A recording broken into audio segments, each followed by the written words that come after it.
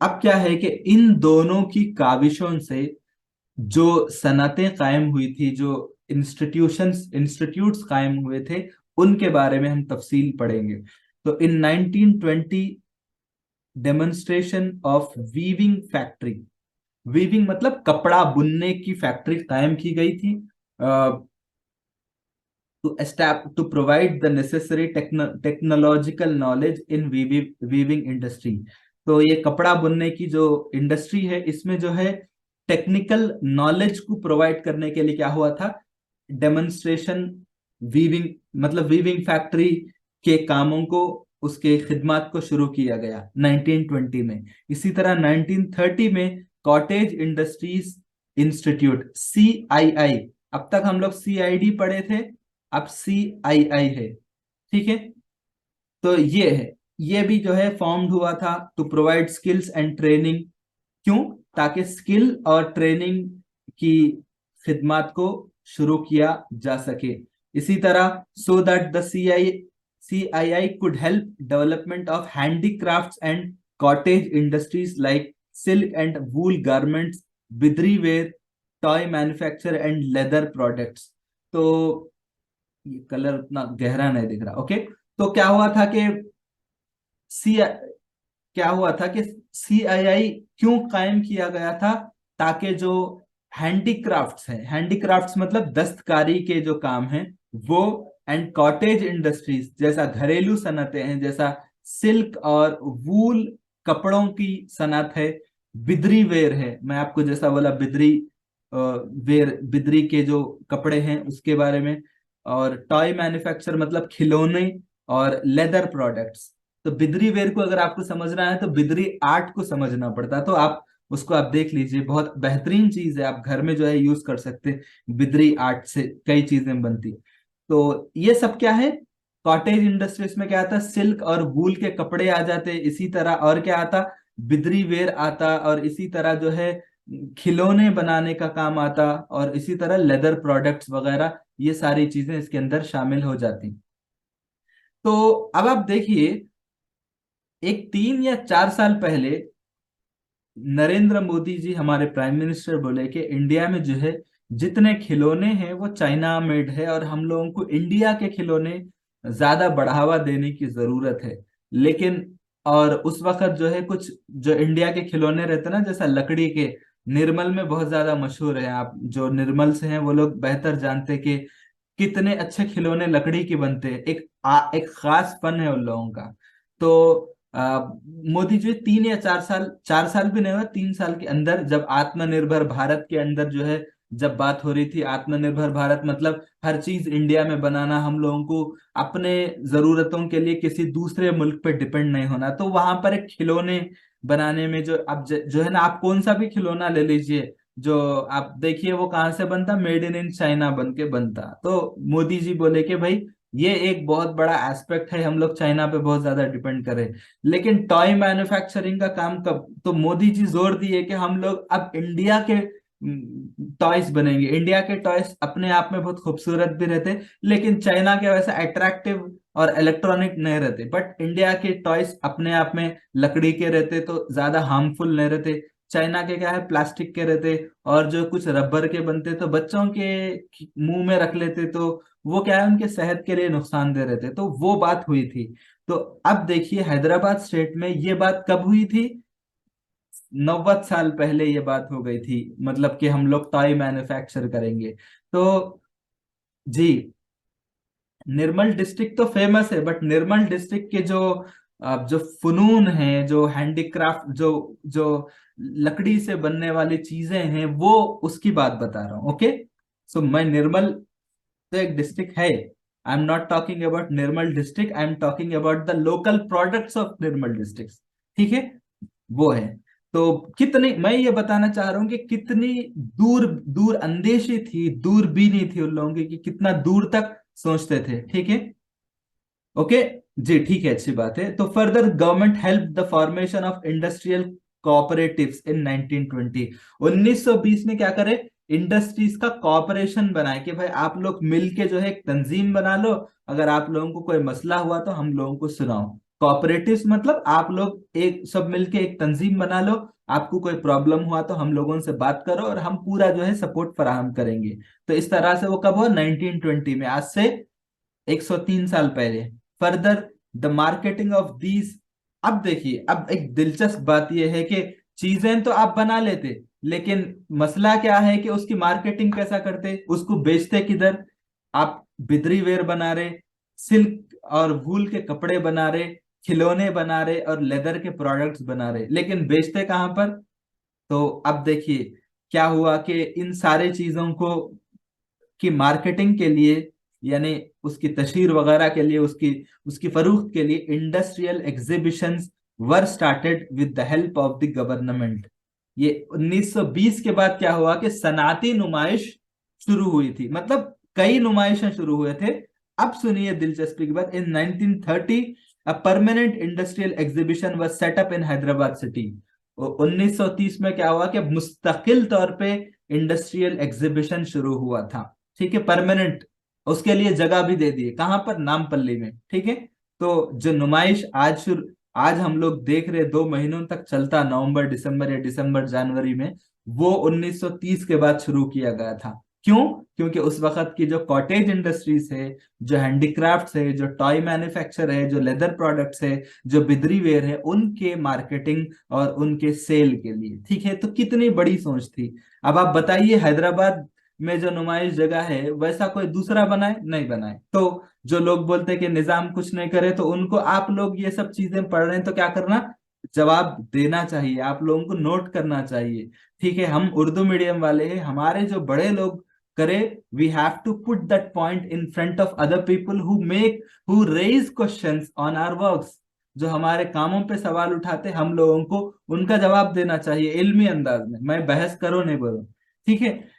After the establishment of industrial lab in 1970, जो ये lab क्या करता, रिसर्च एंड डेवलपमेंट का काम करता इंडस्ट्रीज में। इसने क्या किया कि conductor experiments in manufacturing products from local material. तो इसने क्या किया कि लोकल मटेरियल से नए नए प्रोडक्ट्स को बनाना शुरू कर दिया। और to provide technical support for engineering products, the industrial engineering section was set up in 1926। तो 1926 में क्या हुआ कि इंजीनियरिंग प्रोडक्ट्स को टेक्निकल सपोर्ट प्रोवाइड करने के लिए इंडस्ट्रियल इंजीनियरिंग सेक्शन भी शुरू किया गया था। कैसा, गवर्नमेंट सेक्टर के अंडर, हुकूमत के मातहत इसको शुरू किया गया था। The Hyderabad state made a major attempt to create industrial areas in the state. तो हैदराबाद स्टेट में उस वक्त क्या हुआ कि बाज सनाती इलाके बनाए गए कि भाई ये एरिया सिर्फ सनातों के लिए रहेगा, ये एरिया सिर्फ इंडस्ट्रीज के लिए रहेगा। तो इस तरह बाज एरियाज बनाए और उनको जो है एक्स्ट्रा फैसिलिटीज देना शुरू किए। Most important aspects in this second phase was Nizam state provided infrastructural facilities that would encourage industrial development. तो सेकंड फेज में क्या हुआ कि इंफ्रास्ट्रक्चर की सहूलतें फराहम की गई। एक लास्ट पॉइंट है हम लोगों का, फाइनेंशियल सपोर्ट, ठीक है। तो फाइनेंशियल सपोर्ट भी दिए थे। कैसा था, Nizam government made a major attempt to provide financial aid to the corporate sector, ठीक है। कॉर्पोरेट सेक्टर मतलब जो इकोनॉमी कंपनीज की तरफ से चलती, इकोनॉमी सिंपल वर्ड्स में बोल रहा हूं। कॉर्पोरेट सेक्टर मतलब कोई ये नहीं बोल रहा अदानी अंबानी बोलते, वो तो है, लेकिन हम लोग क्या है, डेफिनेशन से बात करते, तारीफ से बात करते कि उसका इकोनॉमी रन बाय कंपनीज, इसको बोलते हैं कॉर्पोरेट, यानी इकोनॉमी रन बाय कंपनीज। मैं भी बीकॉम का ग्रेजुएट हूं, तो इसमें मेरे को बहुत दिलचस्पी है। तो corporate sector is nothing but economy run by companies. जो कंपनियां इकोनॉमी को चलाते हैं उसको कॉर्पोरेट सेक्टर बोलते हैं। तो उसको जो है, कॉर्पोरेट सेक्टर को फाइनेंशियल सपोर्ट करने की एक बड़ी पहल की थी। क्यों? क्योंकि इंडस्ट्रियल डेवलपमेंट को तेज किया। स्टिम्युलेट का मतलब उसमें, मतलब स्टिम्युलेट का मतलब जैसा कोई बंदा सोते रहता तो उसको एक झटका आप पीछे से मारते तो यूं हो जाता कोई क्लास में। तो स्टिम्युलेशन का मतलब एक ऐसी कैफियत रहती कि आप कुछ कर दिए तो उछाल पैदा हो जाता, तो स्टिम्युलेशन बोलते हैं उसको, ठीक है। A new fiscal system introduced in 1922. Fiscal system मतलब एक, अभी बताता हूँ फिस्कल सिस्टम क्या क्या है। तो ये क्या था कि जब इंडस्ट्रीज की डेवलपमेंट होती तो क्या होता, गवर्नमेंट को टैक्स रेवेन्यू बढ़ता, ठीक है। और इसकी मदद से क्या करते हैं, जब टैक्स बढ़ता तो गवर्नमेंट क्या करती, वो पैसों को पब्लिक एक्सपेंडिचर पे लगाती, ठीक है। तो इसका मतलब क्या है कि न्यू फिस्कल सिस्टम शुरू किए और इसका नतीजा हुआ कि टैक्स रेवेन्यू के सिस्टम को मजबूत किया गया, और उसके नतीजे में जो पब्लिक एक्सपेंडिचर रहता उसको बढ़ा। जब इनकम बढ़ता टैक्स की शक्ल में आता तो गवर्नमेंट क्या करती, वो पैसों को पब्लिक एक्सपेंडिचर पे लगाती। तो the Nizam government did not impose custom import duties on all industrial raw materials imported from other countries. अब क्या है कि रॉ मटेरियल, निजाम की गवर्नमेंट क्या करती थी कि जो दूसरे ममालिक से जो कच्चे सामान को लाते थे, रॉ मटेरियल को लाके उसको एक प्रोडक्ट के लिए लोग जो इंडस्ट्री चलाते थे, उस पे टैक्स नहीं लगाई। क्यों नहीं लगाई, कि जब टैक्स लगाते तो क्या करते कि जो कंपनी चलाने वाले रहते वो लोग वो चीज लाना शुरू बंद कर देते कि इस पे बहुत ज्यादा टैक्स लग रहा, इससे अच्छा है कि लोग खरीदेंगे नहीं, इसलिए ये चीज लाओस न को। लेकिन गवर्नमेंट क्या करी, टैक्स नहीं लगाई। तो नहीं लगाए तो क्या हुआ कि लोग दूसरे दूसरे प्लेसेस से क्या करें, उसको इंपोर्ट करना शुरू करें। उसके नतीजे में क्या हुआ कि नए नए प्रोडक्ट्स जो है हैदराबाद रीजन में बनाए गए, ताकि क्या करें, जो उनकी हौसला अफजाई हो सके, ताकि उनको पैसा बचे। तो क्या करते वो लोग, नए चीजों को लाते, फिर नए नए प्रोडक्ट्स बनाते, उस तरह से इंडस्ट्रीज की डेवलपमेंट होती। इसी तरह क्या हुआ, even on export of manufactured goods there were no export duties। तो इंपोर्ट के लिए जो रॉ मटेरियल्स मंगाते थे, कच्चा सामान, जैसा कि आप मिसाल के तौर पे कच्चा सामान मतलब आप मेडिसिन बनाने के लिए, या फिर कपास मंगाते थे कपड़े बनाने के लिए, या कोई चीज, आप कोई कुछ भी हो सकता रॉ मटेरियल, कोई भी प्रोडक्ट बनाने के लिए, तो वो चीज मंगाते थे। तो मंगाते थे तो क्या होता था, इंडस्ट्रीज चलाने वालों के लिए कोई टैक्स नहीं लगता था, तो वो आसानी से ला लेते थे। और फाइन गुड्स मतलब एक बाजाब्ता एक नया प्रोडक्ट बना के उसको दूसरे ममालिक में या दूसरे प्लेसेस में एक्सपोर्ट करते थे। तो ना इंपोर्ट पे टैक्स था, ना एक्सपोर्ट पे टैक्स था। अभी क्या है, एक्सपोर्ट पे भी टैक्स है, इंपोर्ट पे भी टैक्स है, लेकिन एक्सपोर्ट्स को मतलब इंडिया से दूसरे ममालिक को एक्सपोर्ट की हौसला अफजाई करने के लिए अभी टैक्स कम लगाते, ताकि ज्यादा से ज्यादा हमारे एक्सपोर्ट रहें। इंपोर्ट्स के लिए टैक्स जरूर लगता, ताकि आप लोग क्या करें, कम से कम इंपोर्ट करें। अदरवाइज लोगों की ख्वाहिश ये रहती कि भाई हम घर में तेल भी यूज करें तो मदीने का जैतून का तेल होना। तो वो फिर क्या होता कि फिर लोग लोकल प्रोडक्ट्स को कम यूज करते और बोलते बाहर का खाते, हम बाहर के चीजें यूज करते, तो फिर वो लोकल वालों को फायदा नहीं होता और बाहर के लोगों को फायदा होता। और गवर्नमेंट को भी क्या करना पड़ता, गवर्नमेंट का जो जो रिजर्व्स रहते, डॉलर के रिजर्व्स जिसको बोलते हैं फॉरेन एक्सचेंज रिजर्व्स, वो जो है डॉलर की शक्ल में पे करना पड़ता था, वो हिसाब से भी नुकसान रहता। तो ये इंपोर्ट एक्सपोर्ट की बात है, तो ना इंपोर्ट पे टैक्स था और ना एक्सपोर्ट ड्यूटी था। तो during the period of great depression, एक एक वक्त था 1929 से 33 तक, 4 साल तक बहुत ज्यादा बुरे हालात चल रहे थे। The export import EXIM policy was followed to encourage export of oil seeds without imposing export duties.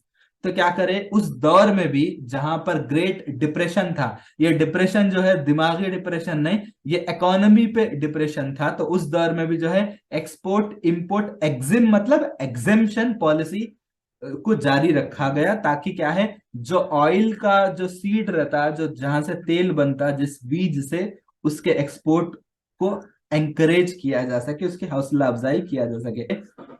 तो इंफ्रास्ट्रक्चर की फैसिलिटीज फराहम क्या करे थे। Most important F of this second phase was that the Nizam state provided infrastructural facilities that gave impetus for accelerated industrial development। तो ये क्या है, सनाती तरक्की के लिए जो बुनियाद पड़ती, उसके लिए बेहतरीन इंफ्रास्ट्रक्चर की सहूलतें निजाम के स्टेट में फराहम की गई थी। मतलब एक्सेलरेटेड इंडस्ट्रियल डेवलपमेंट मतलब एक्सेलेट एक्सेलरेटर को आप समझते ना, तो एक्सेलरेटर जैसा गाड़ी को फास्ट करता, तो इंडस्ट्रियल डेवलपमेंट भी उस तरह से फास्ट हुआ था इन चीजों की वजह से। तो the principal infrastructure was to establish Nizam state railway company. तो आपसे एक सवाल है मेरा कि सबसे बड़ा इंफ्रास्ट्रक्चर क्या रहता? वो रहता रेल। ठीक है। क्यों? क्योंकि आप यहां से 10 किलोमीटर अपना सामान पहुंचा सकते, लेकिन अगर आपको आपकी चीज महाराष्ट्र में बेचना है तो क्या आप ऑटो में लेके जा सकते, या लॉरी में लॉरी में तो खैर उस वक्त उतना नहीं था, तो आसानी से कम खर्चे में कैसा लेके जा सकते? रेल होना पड़ता। तो सबसे मेजर इंफ्रास्ट्रक्चर फैसिलिटी क्या है? निजाम स्टेट रेलवे कंपनी। ठीक है। NSRC। एनआरसी, एनआरसी कैसा दिख रहा मगर बीच में एस आ रहा, ठीक है? तो वैसा याद रखना है तो रख लीजिए, Nizam state railway company which developed railway network within the Nizam state. तो निजाम स्टेट जो हैदराबाद स्टेट था उसके अंदर जो है ये कंपनी ने जो है रेलवे की लाइन बिछाने का काम किया। उसके बाद 1932 में road mechanical transport service, RMTS department was also formed. तो दो चीजें, एक तो रेल के नेटवर्क के लिए निजाम स्टेट रेलवे कंपनी बनाए, इसी तरह रेल के अलावा आप खाली अपने कारखाने से क्या डायरेक्ट आपको ट्रेन मिलता नहीं, आपको क्या होना पड़ता? बेहतरीन रोड भी होना पड़ता। आप लोगों और हम लोगों की सोच ऐसा रहना चाहिए कि, मतलब मैं एक मिसाल दे रहा हूं, हो सकता आप इससे अच्छी सोच रखते, बट अगर किसी गांव में सड़क खराब है तो उसको जो है कॉलेज जाना है या फिर अपने कारखाने को जाना है, तो सड़क में गड़े गड़े अगर है तो उसको अपने कॉलेज को जाने के लिए, कारखाने को जाने के लिए 1 घंटा लगता। लेकिन अगर आप बेहतरीन पुख्ता सड़क बना दे तो उसको 15 मिनट लगते। और क्या होता? जब उसको टाइम बचता था उन्हें वो टाइम कहीं और ही लगाता। और उस रोड में जब बेहतरीन सहूलतें हो गई, तो अगर किसी रोड में गड़े गड़े है तो कोई क्या उन गड़ों के बाजू में कोई किराने की दुकान लगाता या कोल्ड ड्रिंक की दुकान लगाता? नहीं लगाता। क्यों? क्योंकि गड़े गड़े हैं तो लोग खुद अपना रास्ता तय करने के लिए परेशान रहते। तो उन बोलता भाई मैं अगर कोल्ड ड्रिंक लगाऊंगा तो लोग बोलेंगे अरे भाई हम पहले से परेशान हैं। तो ये सब मसले रहते, पहले लोगों को फिक्र रहती कि अपना रास्ता कब तय करना। तो अगर सड़क पुख्ता हो गया तो लोगों को लगता आहा हा आराम से जाना है, तो अब उन रास्ते में रुकता, चाय भी पीता, बिरयानी भी खाता, सब कुछ करता। इसकी मिसाल अगर आप देखना है तो जरा शमशाबाद की तरफ जाइए। पहले रोड खराब था, एयरपोर्ट बनने से पहले बेकार था। अब देखिए, आप जाइए, शादी खाने बन गए, बेहतरीन जो है रेस्टोरेंट्स बन गए, चाय खाने बन गए, बेहतरीन आइसक्रीम पार्लर्स बन गए, सब कुछ बन गए। क्यों? लोग सफर करते, अब लोगों को एंजॉयमेंट होना, अब वो क्या है, एक एंटरटेनमेंट बन जाता। तो ट्रेन भी बनाए और उसके साथ साथ ट्रांसपोर्ट के लिए क्या बना? रोड मैकेनिकल ट्रांसपोर्ट सर्विस बनाए। क्यों? क्योंकि पहले क्या था? ट्रंक रूट था। ट्रंक रूट मतलब बड़े बड़े शहरों के लिए ही रूट्स थे। ठीक है, हैदराबाद से करीमनगर। लेकिन हैदराबाद से करीमनगर बड़े बड़ी बड़े रूट का तो बना दिए, लेकिन छोटे छोटे गलियां हैं, मोहल्ले हैं, बस्तियां हैं, म्युनिसिपैलिटीज है, उसके तो छोड़ दिए। तो ट्रंक रूट के अलावा क्या है कि बाजाब्ता हर गली में, हर छोटे छोटे बस्ती में सड़कों की तामीर के लिए रोड मैकेनिकल ट्रांसपोर्ट सर्विस भी शुरू किया गया। और इसके अलावा सिविल एविएशन। सिविल एविएशन किसको बोलते हैं? शहरी हवाबाजी। मतलब शहरी हवाबाजी मतलब जहां पर शहरी हवाई जहाज का इस्तेमाल कर सके, सिविल एविएशन बोलते हैं इसको। ठीक है। ये इसको शुरू किसने किए थे? NSRC इसने शुरू किया था। मतलब जो रेलवे के लिए करता था उसने ही सिविल एविएशन का काम शुरू किया गया। इसी तरह hydro electricity production from Nizam Sagar canal was also started in 1930। तो निजाम सागर कैनाल के तहत जो है हाइड्रो इलेक्ट्रिसिटी, यानी पानी को एक बुलंद मकाम से नीचे गिरा के उससे जो है बिजली बनाने का काम ये भी जो है शुरू किया गया।